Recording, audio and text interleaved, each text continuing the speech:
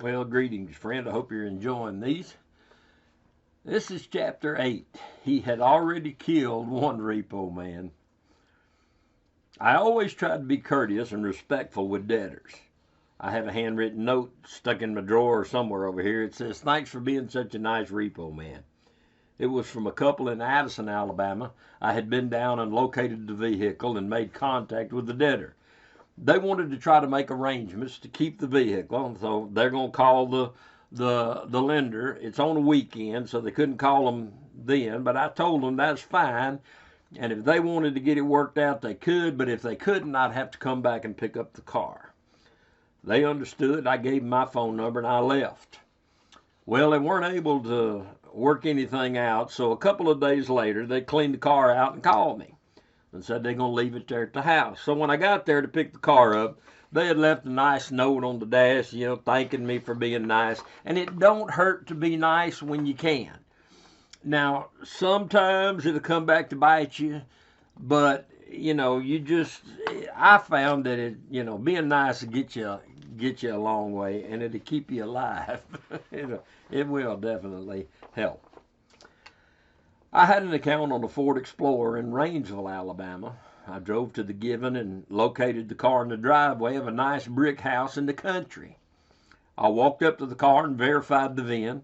It was the right vehicle, so I went back, got into my truck, backed it up to the Explorer, picked it up, and pulled out onto the road. I parked in the grass on the other side of the road across from the house, and I went back to knock on the door. I was going to get the keys and let them get their stuff out. It would help them. They wouldn't have to come to Huntsville to get their stuff, and they wouldn't charge them for the keys. Plus, I didn't like doing inventory anyway, so if they got their stuff, we both win. Now, most repo companies would tell you just get it and go, and I'd have been totally justified in leaving.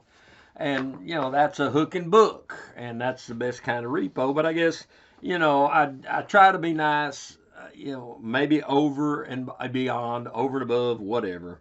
But anyway, I went back, knocked on the door, and a nice lady came to the door. I told her that I had picked up her vehicle, and she was welcome to get the property out of it and give me the keys. Well, man, this lady panicked.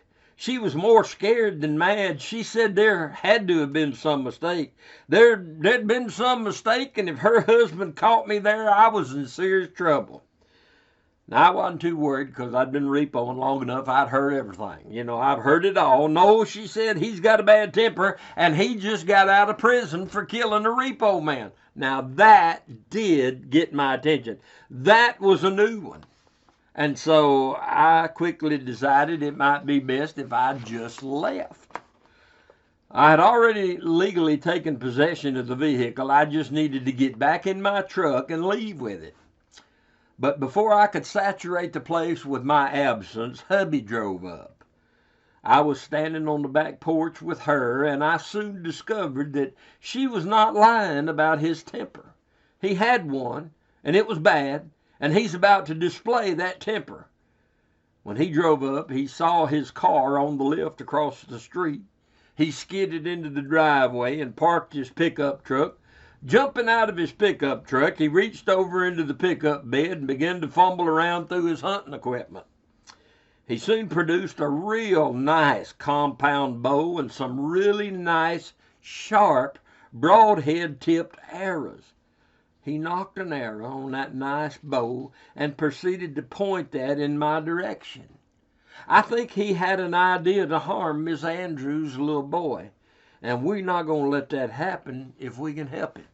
This repo is over. Now, legally, I was in the right.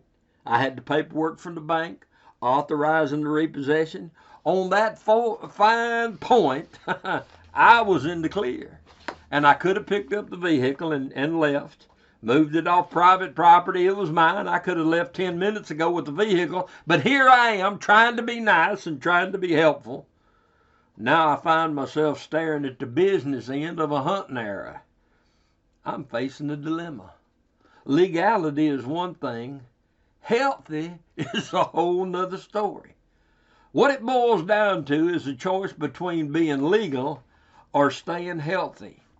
He is objecting to the repo on a level rarely seen, at least by me. And I chose healthy. Again, I turned on the charm. I was so sorry. There surely has been some mistake. Let me get that car down off of that lift and put it back in the driveway for you. Your sweet wife was just telling me it was a mistake. I mean, I'll let me take it and wash it and fill it up with gas, and then I'll bring it back. I backed off big time. Now, here's another instance of that Bible principle, that good Bible principle that says, a soft answer turneth away wrath. I became Mr. Congeniality. I joked with them. I made light of the situation. They invited me into the house. He calmed down. I got on the phone with the office, and I spoke to one of our skip tracers, Liz Purdue. Liz, I'm having a problem here. This guy's got a bow and arrow out, and the arrow is pointed at me. He's not going to let me take this vehicle. He says it's a mistake and that they're not late on their payments, and I am in no position to argue. I'm trying to talk quietly under my breath, but at the same time, I'm trying to convey the situation to Liz. Well, needless to say, I was not taking that car. The lady of the house fixed some iced tea, and we sat at the dining room table and talked for a few minutes before I left. I didn't take the vehicle, but I didn't get hurt either. And so leaving with my hide intact was a plus for me. I left and went on to my next address. As soon as we got off the phone with her, Liz, the skip tracer back at the office. She contacted the lien holder about just what had just happened.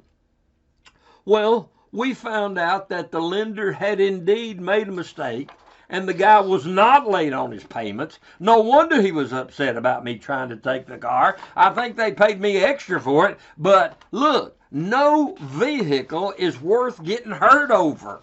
I mean, it's just a job. And, I'm going to be nice if I can get away with it. Well, that's great.